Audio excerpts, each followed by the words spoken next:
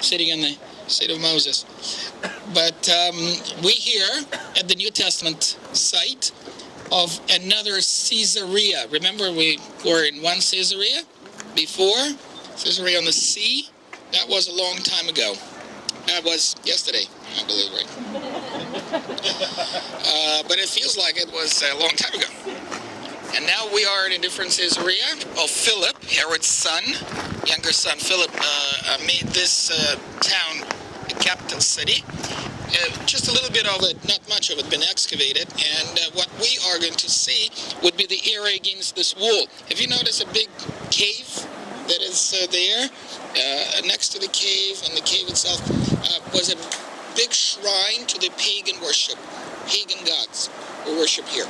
So you can imagine that that would be the main shrine of pagans, and then the main street will go this way out, and the city will go this way. Okay? At the parking lot, when we go back to the parking lot, you'll see a little bit of ruins that were excavated. So there's not much of it, but it's been identified as Caesarea Philippi. And the exciting thing is, it's mentioned in the New Testament. And we see Jesus coming to this area. And I will give you a quote from Matthew 16 that talks about Jesus being here. That's the only place that this town is mentioned, as a matter of fact. And we read in Matthew 16, verse 13, when Jesus came to the region of Caesarea Philippi, he asked his disciples, "What do people say the Son of Man is?"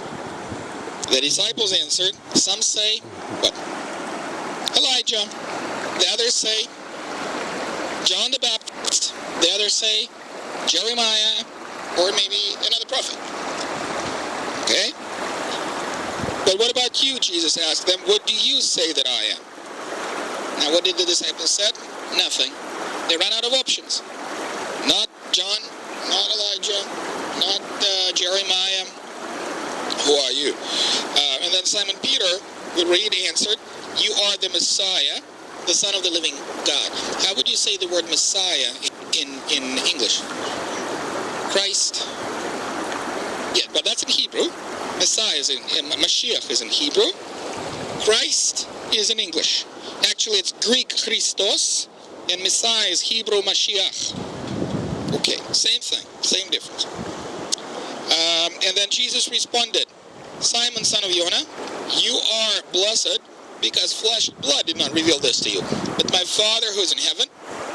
And I say to you that you are Peter, and on this rock I will build my church, and the forces of Hades will not overpower it. So it's a little difficult passage, and it actually caused lots of turmoil in the church, because some branches of the church build the theology that Peter, the word Peter meaning rock, is the foundation of the church.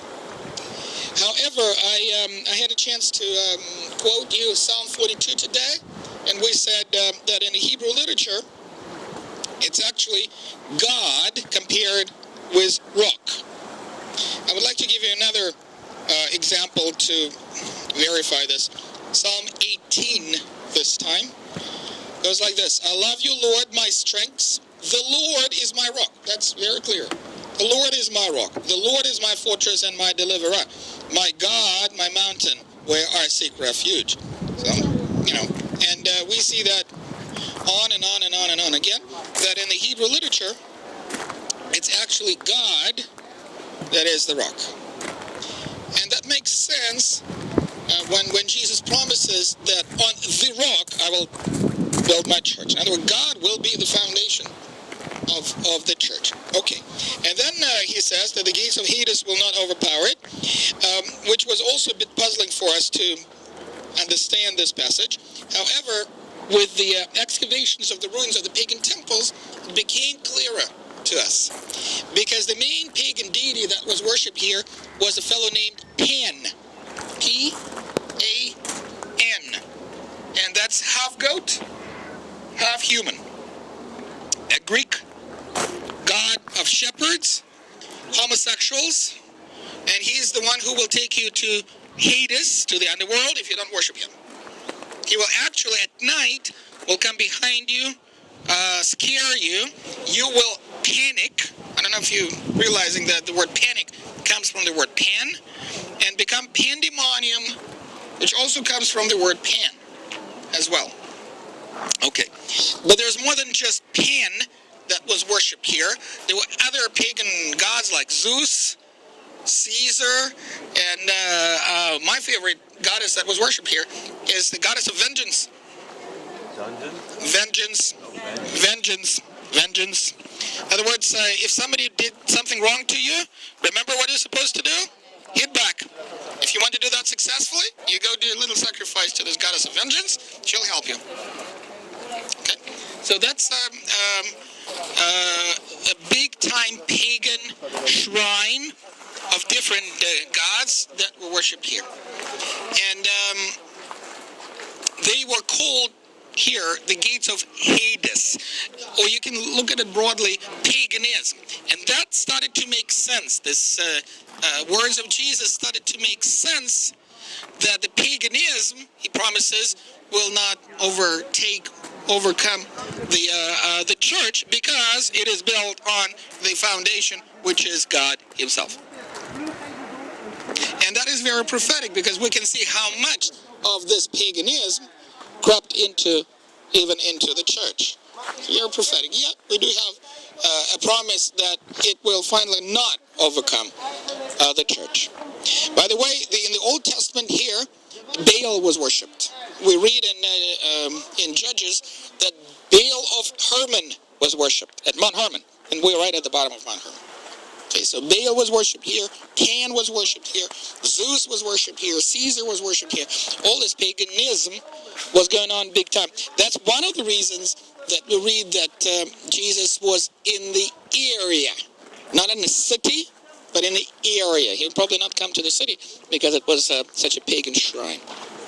So the archaeology helps us to understand. But I would like to continue reading one more sentence, just one more sentence, in verse 19 of chapter 16, that says, I will give you the keys of the kingdom of heaven, and whatever you bind on earth will already be bound in heaven. Whatever you loose on earth will already be loosed in heaven. That's also a difficult phrase, or different words, sentences to understand. However, I would suggest you another Hebrew version. Can you agree, guys, with this fact that the text of Matthew 16 that we have, the oldest manuscript, would be in Greek, right? Greek text. However, what was the language of Jesus actually when he spoke to Peter? Which language they talk? Aramaic. Aramaic language is a vernacular language of those days, not Greek. All right? So in other words, somebody, Matthew, recorded this conversation in Hebrew, but somebody translated it for the Christians that were not Hebrew speakers in Greek. Unfortunately, we don't have the Hebrew original of the text. However, this is a classic example of, can I use the word Hebraism? Of a Hebraic expression of Hebrew in the text. Why is that? Binding and loosing. It's a Hebrew expression. To say, to allow and forbid. All right? To allow and forbid. Now, why would Jesus be concerned of that? I'll give an example. There are certain things that are very clearly explained to us in the Bible.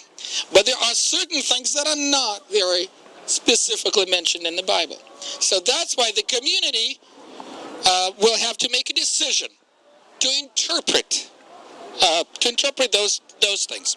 I'll give you an example. For example, remember the cases in the days of Jesus of healing on Sabbath. All right? Okay. Now here's my question. Can you heal on Sabbath or can you not heal on Sabbath? No. You have to quote me the Bible. Where does it say in the Old Testament, thou shalt not heal on the Sabbath, or thou shalt heal on the Sabbath? It does not. You will not be able to find it nowhere in the Old Testament about this specific regulation. However, what are you supposed to do on Sabbath? Nope. Nowhere it says that thou should rest on the Sabbath. No. No, it says keep it holy and remember the Sabbath. But it does not specify how or what to do or what not to do on the Sabbath day. Hence the discussions, like the discussion of healing or not healing. But you and me, we agreed because Jesus healed, we can heal on the Sabbath. You agree with that, right? Okay, fine. What do you expect the Jews in Israel that are not Christians, as you know, would they operate their hospitals on the Sabbath or would they not? What do you think? I'm not suggesting you're trying this, but what do you think? Are the hospitals open or closed? Open. Half open. No, they are open. Half open. No, they are open. In other words, there are people, you can't be, what do you mean half open? I mean, it's people, no, there are people that are working on the Sabbath. Right? There are people working on the Sabbath, not because they're Christians or because they believe in Jesus. No. But the rabbis made a decision that you can heal on the Sabbath. Believe it or not, the New Testament just reflects to us the discussions that were going on in those days. But today, it's perfectly kosher to work on the Sabbath. Why? Because you're saving life. And this is a higher commandment or greater commandment than to keep the Sabbath. How about that? Let me ask you another question. Can the Jewish people fight the war on the Sabbath? Yes. No, wait a minute. But remember, you're supposed to rest on the Sabbath. How can you fight the war on the Sabbath if you're supposed to rest on the Sabbath? That's what you said.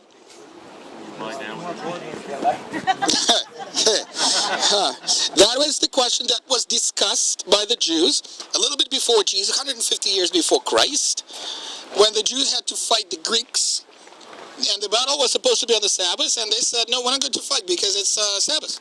So guess what happened to them on that day? They were slaughtered. They were killed. In the next battle that happened on the Sabbath, guess what? They fought.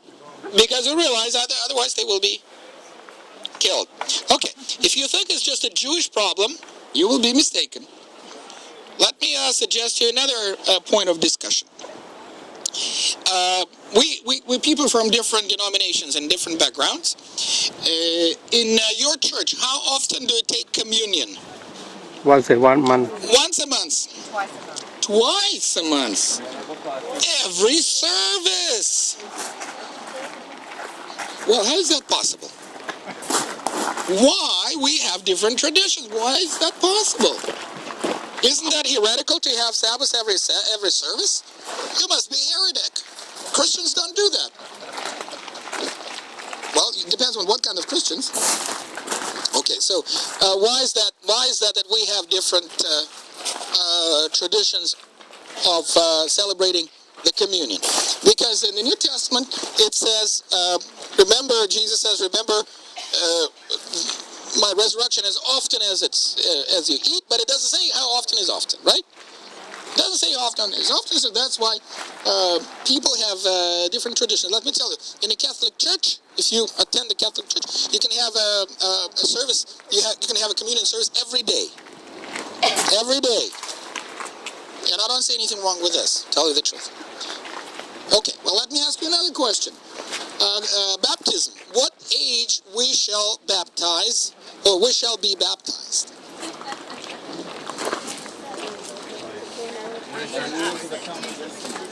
All right, let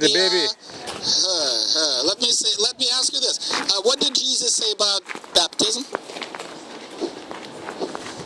Nothing. How old was Jesus when he was baptized? We don't know.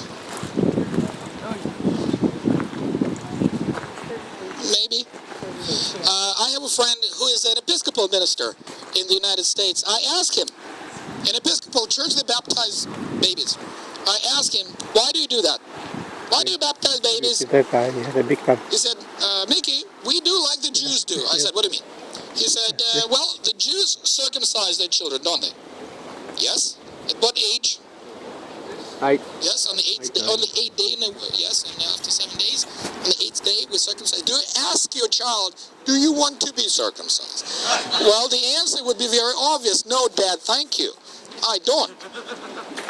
You just do that. By the way, have you noticed in the state of California they want to forbid circumcision now? Have you heard that? Yes, absolutely. Yes, yes. I think it began in San Francisco.